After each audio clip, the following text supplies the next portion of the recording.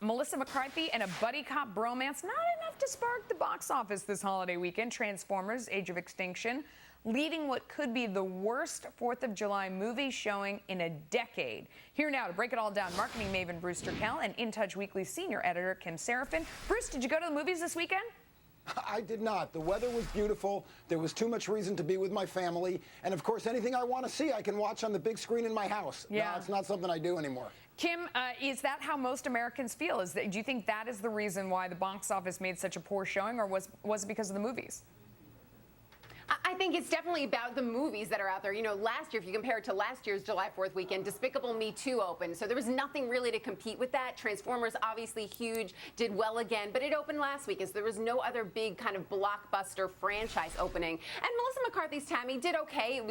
It only cost about $20 million to make, so even though it didn't do fantastic, again, you can't compare it to a Despicable Me. Yeah, I mean, Bruce, from a marketing point of view, you know, do you think that movie makers just decided that 4th of July wasn't that big of a weekend? You know, there were a lot of them putting out movies earlier. We talk about Transformers, you know, would have been a great weekend to release it, but instead they did it ahead of that. I mean, is there a marketing reason why maybe 4th of July is not as significant for movies? Yes, there's a reason that you're seeing in this industry and every other industry. It's called desperation.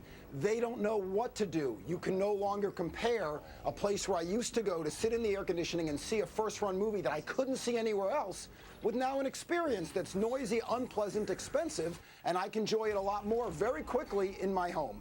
That's the problem. Yeah, I mean, Kim, is that a lasting problem for the movie industry? I mean, it is so quick now that I can see a movie on iTunes, that I could get it on Netflix, that I could get it on demand at home.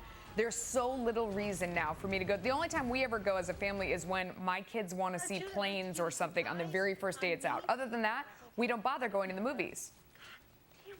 Yeah, I mean, sure, you have the option now to sit home and watch Netflix and do binge watching of the new season of Orange is the New Black. I mean, definitely you have that. But when there are good movies out there, you know, certainly Iron Man, people went to see that last year. Next year, you're going to have a lot of big movies opening. Avengers, you're going to have the next Fast and Furious 7 coming out. People are going to go to the theater to see that. So I think you really just have to weigh it. Yes, if there's nothing else good out there, you're going to sit at home and watch in your own living room. But if there are good things out there, people are definitely going to go and see those movies the day they open. Okay. All right, so before you guys both go, scroll up a little for me, thank you. Take a look at these drones now giving us a very different perspective when it comes to holiday fireworks displays. One reveler strapped a GoPro camera to his $1,000 home drone and sent it up into the sky for this very cool video. Look at that, isn't that cool?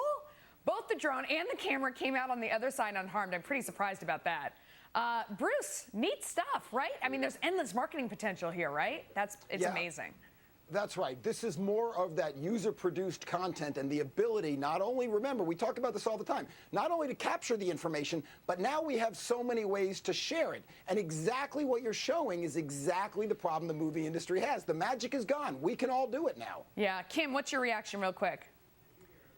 I still think this is amazing to watch these things on YouTube, but there's nothing like sitting in that great theater with your 3D glasses on or not and seeing that movie the day that it opens, a movie that you've been waiting for all year to open. You know, Star Wars coming out in 2015. People are going to go see that in the movie theaters. I know we're going to be there, my whole family. Thanks to both of you guys.